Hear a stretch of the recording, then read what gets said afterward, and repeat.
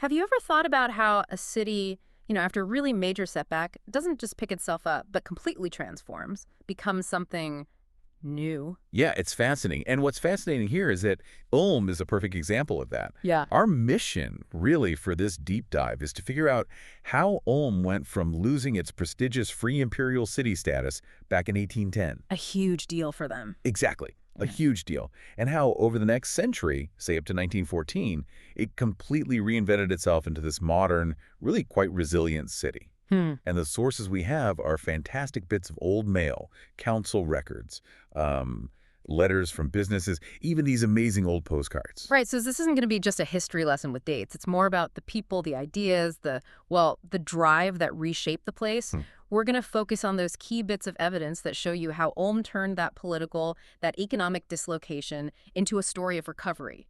Industry, money, the military, civic pride, it all played a part. It really is a compelling story of adaptation. Okay, let's unpack this starting point then. 1810. Ulm loses its free imperial city status. Now, for centuries, that meant they basically ran their own show, almost like a little independent state. Losing that, Yeah. oh, that must have been a profound shock, right? A real identity crisis. How does a city even start to come back from that? It absolutely was a profound challenge, both politically and, psychologically. They had to integrate into the kingdom of Württemberg. But what's really interesting is how the local government managed to adapt while still holding on to some traditional symbols, trying to keep that sense of continuity. Okay. Council records, letters from administrators back then, they show this sort of tightrope walk. And there's this one great example, a funny postcard actually. It shows the legendary Ulm cowherd, a local folklore figure apparently storming into a council meeting to hand in his notice. No way. A cowherd crashing Oh, no. council. Yeah, and it sounds comical, but it sort of perfectly captures that tension, doesn't it, between these old, deeply ingrained traditions and the new way things had to be run. That really paints a picture. It shows how adapting wasn't just about big politics, but about these small, everyday frictions, too. So what does that little story tell us about the social side of things? Law, business, culture. How did they all mix in this period?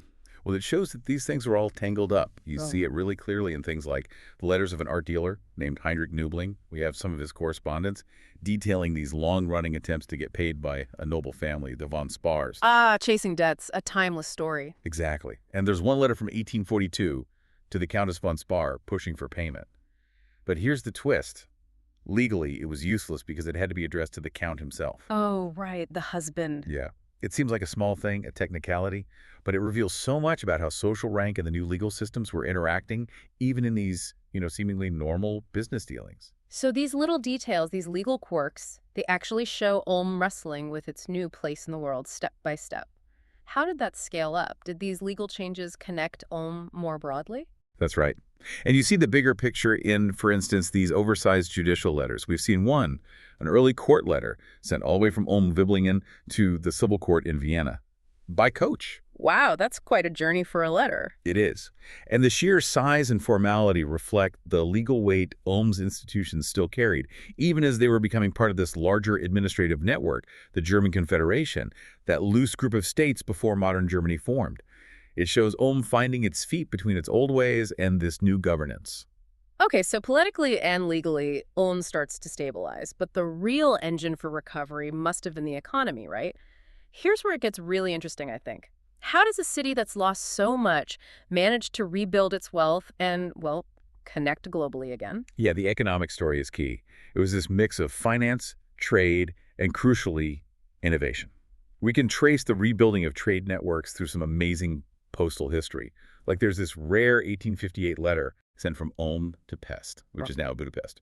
You can tell by the specific postage, these vertical multiples, quite unusual. It shows figures like the private banker C.J. von Malvieu were vital links connecting Ulm to major European financial hubs. And it wasn't just Budapest. Ulm kept up its old trade links with places like Venice, too.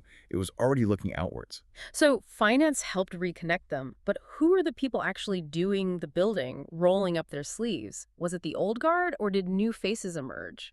Often, it was these new entrepreneurial types, people who combined a sense of civic duty with real industrial vision. Take Konrad Dietrich Magirus, born in 1824. He wasn't just the commander of Ulm's fire brigade. He actually organized the first official one and wrote this key book on fire protection in 1850. Important work. Very. But he was also an industrial pioneer. He'd studied abroad, came back, and in 1866 set up his own factory making ladders, pumps, fire engines, real cutting-edge stuff. He introduced the first sliding ladder in 1872, and by 1904, the first fully motorized turntable ladder. Wow, like the ones you still see today. The ancestor of them, yes.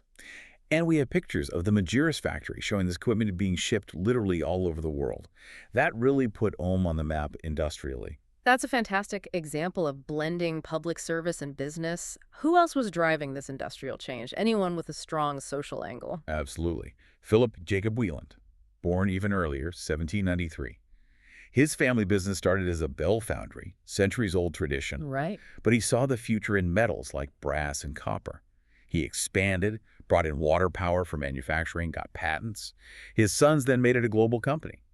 But Wieland himself was also, well, ahead of his time socially. How so? He started one of Germany's very first factory health insurance plans.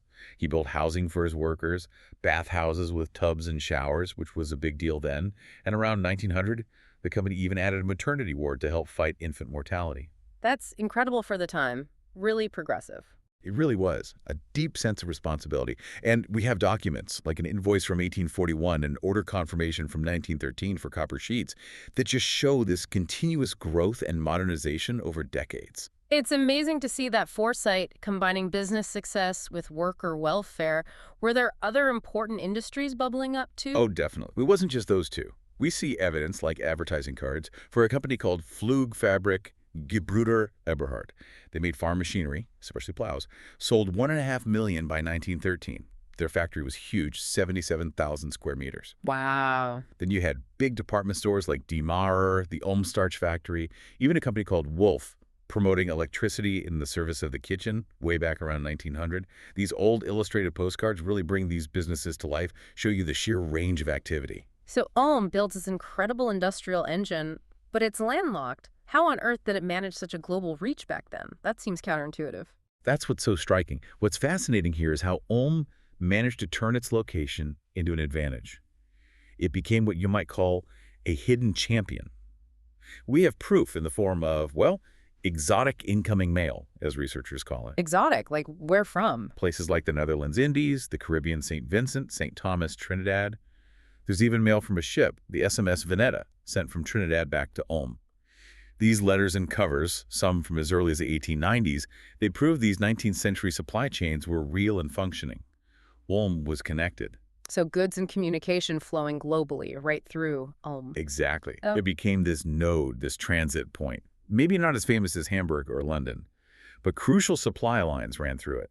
Even during World War I, there's a parcel card from 1916 showing goods going from Stuttgart through Ulm, down the Danube via Bulgaria, all the way to Constantinople, a revival of ancient trade routes forced by the war. Incredible resilience. Okay, from the economy, let's pivot slightly. Ulm's military identity. That's always been a big part of its story too, hasn't it? How did that fit in with this new era of industry and change? The military angle is dominated by the Federal Fortress, built between 1844 and 1859. It's a huge part of the story.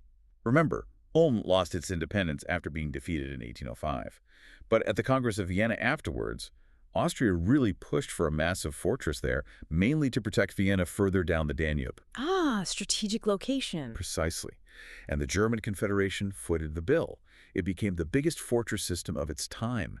Think about the impact, up to 10,000 workers involved in construction at its peak. That massively stimulated the local economy, demand for housing, food, services. Plus, it pulled Ulm into new infrastructure projects like the railways needed to supply it. So the fortress itself drove modernization even before it was finished. Did it ever see action? No, never. Its sheer size and presence worked as a deterrent. It was designed to hold maybe 100,000 soldiers in wartime. The Wilhelmsburg, one of the central strongholds, is a really impressive example of the scale. You can still see parts of it today. A massive project then. But what happens when something that huge becomes, well, obsolete? Militarily speaking, seems like it could become a massive white elephant. And that's another fascinating turn. In the 1890s, as fortress design evolved, Ulm actually bought back the fortress lands and many of the buildings from the military, apparently for a fraction of what they cost to build. Really? What did they do with it? They turned it into an opportunity. What was a military burden became land, for urban expansion, for new industries, for residential areas. So the fortress kind of remade Ulm twice, first through the massive investment to build it, and then by providing the space for civilian growth later on. That's incredibly smart urban planning, turning a potential problem into an asset. Now, speaking of military connections, Ulm also had ties to the German Kaiser and even early aviation. It did, absolutely. Kaiser Wilhelm II visited Ulm. We even have a document with his original signature from 1911 approving support for a soldier's widow, showing that direct imperial link. But perhaps even more symbolic was the connection to Count Zeppelin. The airship guy. The very same. His military career actually started in Ulm. He kept strong ties to the city, even built a villa there. He flew his airships to Ulm, and on one occasion landed specifically to receive honorary citizenship. Those Zeppelins, these incredible lighter-than-air machines, they were powerful symbols of German technology, imperial ambition, and Ulm was right there, connected to it. You can see that link in images. Yes, there's a fantastic, rare photographic postcard from 1909 showing an early Zeppelin floating right over Ulm. It beautifully captures that mix of old military tradition and this brand new, slightly futuristic technology. That's a potent image. And Ulm's military reach wasn't just parades and airships, it went overseas too. And there's a curious local story about flight that ties into that. Right. In 1900, during the Boxer Rebellion in China, soldiers from Ulm were deployed. We have field post covers, letters sent back home from Tientsin. So Ulm was definitely part of Germany's global military presence. And then, a decade later, around 1911, you see these commemorative postcards celebrating Ulm's progress. And they often did something interesting. They put the legend of the Tailor of Ulm, Albrecht Berblinger. The guy who tried to fly and failed. Famously failed, yes. Yeah. Jumped off the Minster walls in 1811 with homemade wings and ended up in the Danube. But a century later, they celebrated him. Not as a failure, but as a visionary, someone ahead of his time. They put his image right alongside the triumphant Zeppelins. Ah, reframing the narrative. Exactly. It shows this enduring spirit in Ulm, ambition, innovation, resilience, even when things don't work out the first time. So we've got the politics, the economy boosted by industry and global links, the military shaping the city physically and symbolically. Let's zoom in now on the city itself, daily life, the streets, the culture. How did all this transformation feel for the people actually living there? What did Ulm look like? Well, one huge change was the role of the Danube River. For centuries, it was Ulm's highway, basically. These special boats, the Ulmer Zeppelin, carried enormous amounts of goods downstream every week, maybe 42 metric tons. Wow, that's a lot of cargo. It was their lifeline. But then the railways came along, and they were faster, more reliable for commerce. So the river traffic dwindled. There's actually a postcard from 1901 marking the last official departure of an Ulmer Schachtel. The river became quieter, more scenic. A place for walks, for leisure, not so much for heavy trade. That's a really symbolic shift, the old artery replaced by the new. The railway must have completely changed the city's layout and feel. Completely. It made Ulm a major transit point. The station square, the Bahnhofplatz, became the new modern gateway to the city. It was built where old medieval walls had been, walls made redundant by the giant federal fortress further out. Right, progress replacing the old defenses. And they designed it to impress. Functional, yes, but also grand. To show visitors arriving by train that this was a modern, prosperous city, proud of its history but looking forward, there's a great postcard from 1902 showing the square. You see Einstein's birthplace nearby? The Einstein. Yes, his family lived there briefly. You also see a modern hotel boasting electricity and even an automobile garage, very high-tech, for 1902. And the Saalbau, the big concert hall. It's a snapshot of Ulm presenting its modern face. You can really picture the energy shifting towards that station area. What about the traditional heart of the city, the streets people lived and worked on? Well, Herstrasse remained a key street, the main commercial drag connecting the station area to the Minster. It was lined with shops, hotels, cafes, bustling. You see it in old photos and postcards, a real hub of activity. And the Minster Square itself. Minster Square was always the anchor. Trams running through it, daily markets, people constantly meeting there. It was where the modern city, with its transport, met the deep history symbolized by that enormous church. Always the heart. Okay, so beyond the buildings and streets, what about the fun stuff? Culture, food, entertainment, what gave the city its flavor? Ulm definitely developed its cultural side. There was a big culinary exhibition in 1900, for instance, and a funny postcard from 1902 advertising fresh Ulm sparrows, which is a pun, of course, on Spätzle, the local pasta dish. Ah, a bit of local humor. Exactly. And that Saalbau concert hall we mentioned opened in 1897. That became the place for big concerts, banquets, civic events. It showed Ulm's ambition to be seen as culturally significant, a place for refined enjoyment. And tourism was booming. Apparently, back in 1854, things were so busy that even Duke Maximilian of Bavaria, Emperor Franz Joseph's father-in-law, couldn't find a hotel room. Wow, no room at the inn, even for royalty. It spurred development, though. More hotels, better infrastructure. It made life better for everyone, really. Parks, concerts, nice things to buy and eat. So it became a real destination. Did they have big festivals or public celebrations that brought people together? Oh, yes. And the railway made those bigger than ever. Ulm had a direct line to Munich, and for Oktoberfest in 1854, they ran a special train with 37 coaches, completely packed just from Ulm. Good grief. That's dedication. Definitely. And they had their own public festivals, fairs with circuses, strongman acts, that kind of thing. A really popular event was the Lichter Serenade. On the Danube, the Serenade of Lights. They'd float decorated Ulmer Schachteln down the river at night, illuminated with music, fireworks. It was the big event leading up to Schurmantag. Schurmantag, what's that? It's Ulm's unique civic holiday. It goes way back, a day of oaths and celebration. And there's that famous local saying in Ulm, Herum, in Ulm, around Ulm and all around Ulm. You see it on postcards, often with pictures of people eating, drinking, enjoying life. It captures that local spirit, that pride and conviviality. And looming over all this, literally and figuratively, the Minster. Its completion must have been a massive moment for that civic pride. Huge. Absolutely monumental.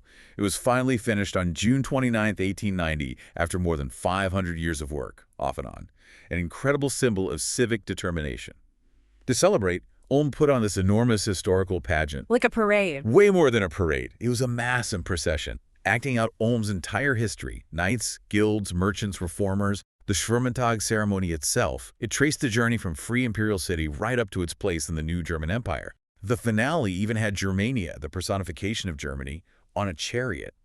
It was a statement. Wow. And how is that captured? There are these amazing Leporello cards, folding panoramic views. One is over 14 meters long when unfolded. It cost about a day's wages back then, so they're incredibly rare now. It wasn't just celebrating the church tower, it was celebrating Ulm's whole story of survival and transformation. So if we connect this to the bigger picture, Ulm's journey from, that low point in 1810 to being this dynamic modern city by 1914. It's just extraordinary. It really shows how sheer will, combined with smart industry, adapting the military presence, fostering that community spirit, can completely redefine a place. Yeah. This deep dive really highlights how this landlocked city managed to become a significant industrial player, a strategic military point, and a vibrant cultural center. It proved that serious setbacks don't have to be the end. They could be the start of something new. It's such a powerful example of a city being resilient, adaptable, turning challenges into opportunities again and again. Ulm really does feel like one of those hidden champions, proving that cities, like people, can constantly reinvent themselves. They draw on their past but aren't trapped by it. Which, I think, this raises an important question for us today, doesn't it? How do our own cities manage that balance, drawing on their history while pushing forward into the future? Are there hidden champions around us now, maybe in unexpected places, quietly reshaping their destinies? What can Ulm's story teach us about turning adversity into strength? Really interesting questions to think about. Well, thank you for joining us on this deep dive into Ulm's remarkable transformation. Hopefully it encourages you to look for similar stories of resilience and reinvention in your own communities.